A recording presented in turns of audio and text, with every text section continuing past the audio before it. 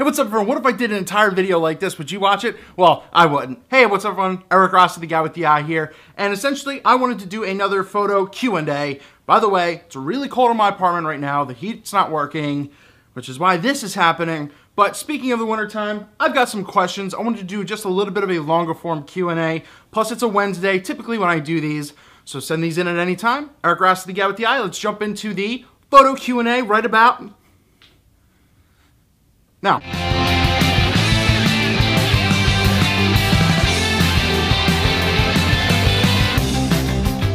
So question number one is, how do I travel with my gear? Now, typically I have a rolling backpack that I carry all of my equipment, especially when I go to my weddings and events. But when I want to travel light, I'm going to step back out of focus. I have this bad boy, the Think Tank Streetwalker Pro. And it's a really, really strong backpack. It's really great. It's strong. It holds a lot of gear.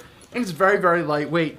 So typically I'll carry either my Sony RX100 III, maybe my D600 with a lens or something like that. But I don't go too insane. So I usually use this to travel, if I'm going to a public place, especially like an airport and I don't want anything behind me. This is how I typically hold it, just to keep things safe, so I know it's right here, no one can kind of steal it.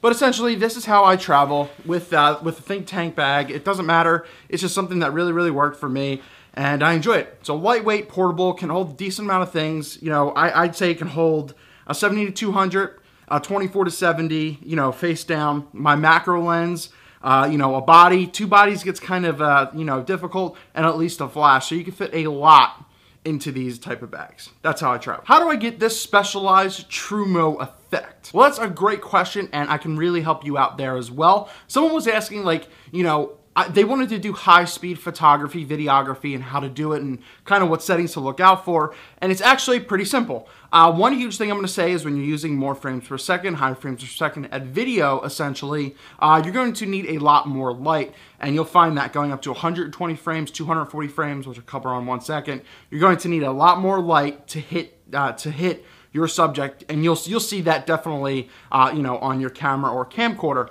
But essentially what you're trying to do is get more information into a second. So if you're not familiar with frames per second, essentially when you're talking about video, you get 24, 30, 60 frames per second. So what does that mean? Picture literally 1 second of video. So literally 1 second of video, there's 24 images within that second. 30 frames, you're getting more information. There is 30 individual frames in 1 second, 30 individual pictures, 60 the same thing, 120, 240, etc. So keep that in mind. So you're adding more information into into one period of time, and that's how you get this SlowMo, true SlowMo effect. Usually, typically it's at 60 frames per second, but now cameras are going up to 120 images per second, 240. So that's how you can get it. And then when you slow it down, because it's reading a lot more information, it isn't jumpy as much, and it can go smoother. So that's how you work with the true SlowMo effect, in a more easier terms to understand. Hey Eric, what is fast glass? What's a fast lens? So right here I have the Canon 24-105, and it's an f4, and it is a fast lens. You wanna know why? Woo! I just threw it.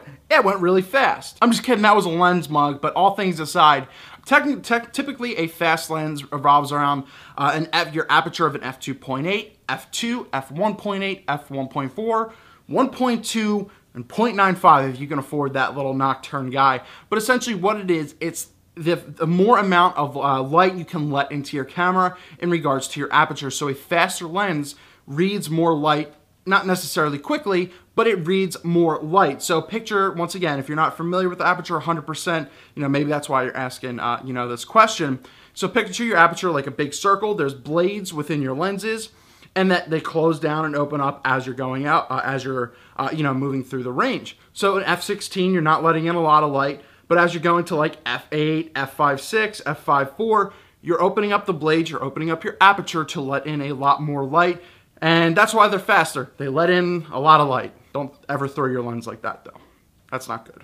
Sarah asked if there was any advice for her getting a second shooter and how to pay them and kind of how to work things out. And it's a very, very good question. Second shooters, you want to get someone you're extremely comfortable with. And, maybe if someone's cold calling you, you do like their work, but, you're not sure of them, or if they're just trying to, figure things out, definitely invite them to come along, but you have to make sure that you can trust them in a way, because if they do something bad, if they do something that degrades you in a way, it's your brand that's being hurt because you're bringing them along. You recommended that they come type of thing. So really, really get to know who you're bringing, but that's a really huge thing to keep in mind. And, you know, so there's that, you know, and the other thing is, well, how do you pay them? How much do you pay, you know, assistants, second shooters? There is a little bit of, there is a difference there. Assistants really just kind of help out, and a second shooter really shoots beside you and, you know, is there for your backup or to get another angle. It's really just what you guys come to terms with the negotiations. Typically, if I've never worked with someone before, and if they want to just get experience, I did this with some college kids before. You know, they just come on set. You know, they just come to a shoot for a day.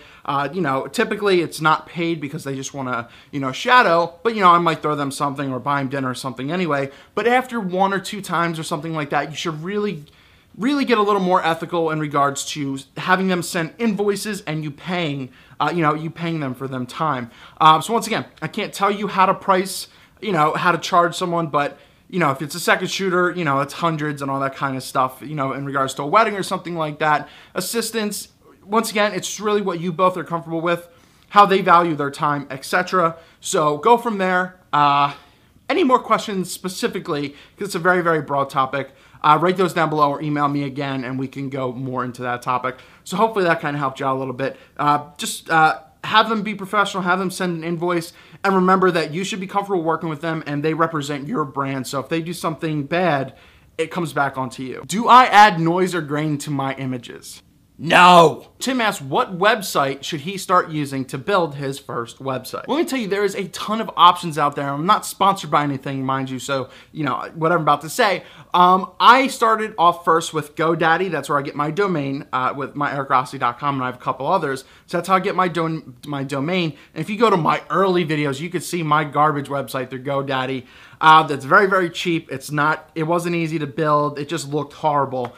So I wouldn't go that route, but there's so many things like Zenfolio, SmugMug, Squarespace, WordPress. You know, where did you go? A route that I went was WordPress, and I didn't even know how the hell to do anything on it. It took me so long to update images, to change pictures. I had that for, you know, 1.5 years to almost 2 years.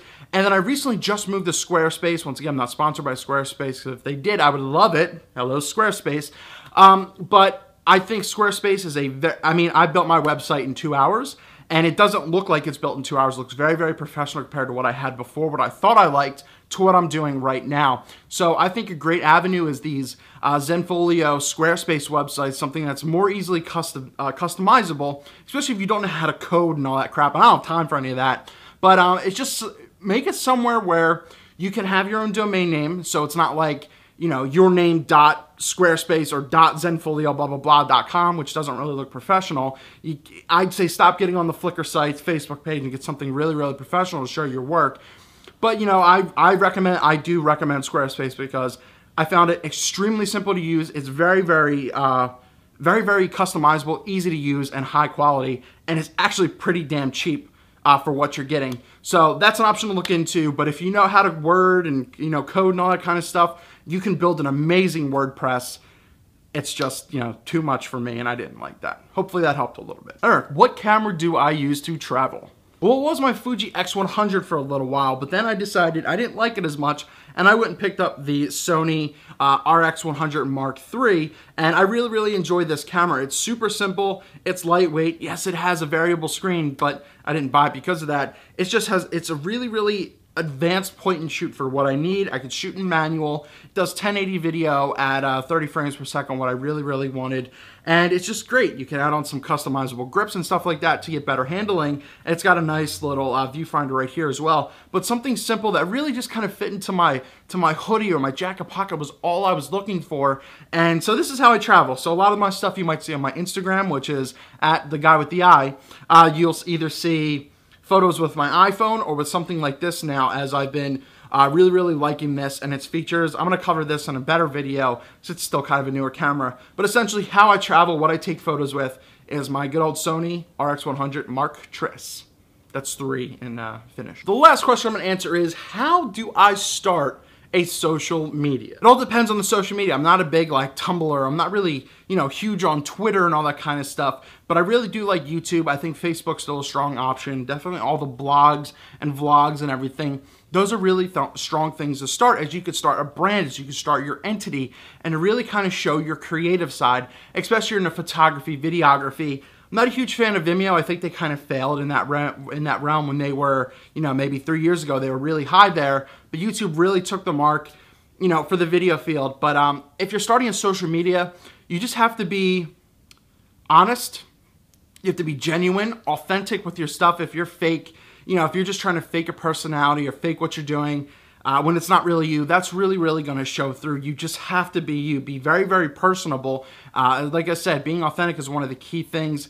And just being transparent. Don't try to hide bullshit. Just be very, very front forward with your audience and just post content. That's really the thing. Post quality content. Get your thoughts out there. It's the problem is, well, I posted, 4 YouTube videos. Why isn't there an audience following me? It's because you're not fully diving into it. You have to really, really do your best. For example, I've had this channel now over 2 years, and I'm about to hit 1 million views. Now, it might not be a big deal to some of you guys, but to me, that's 1 million views. Not a lot of people could say that, and that's because, I'm almost at 500 videos. Yeah, it took me 500 videos, but I put so much time and effort starting from nothing. So from 0 views to no one not knowing who I am, to meeting a couple people, here and there. I've met some of you guys and girls actually, face to face.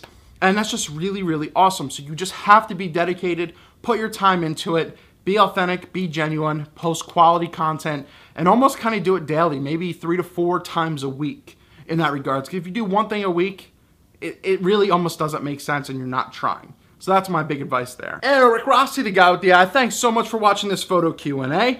Everyone, send me your questions. I really love answering these. I love doing these once or twice a month. I just enjoy them. I enjoy helping out. I enjoy answering questions. And yes, my favorite food is chicken parm. I got that a couple times. So let's go from there. Thanks so much for watching. Thanks for spending the time for this video. If you like this video, rate chicken parm down in the comments. We'll see how many people stick around. And definitely give us a thumbs up, as it really, really helps me and the channel out a ton so we can do this more. Thanks so much for watching. Subscribe if you like this. Have a good one.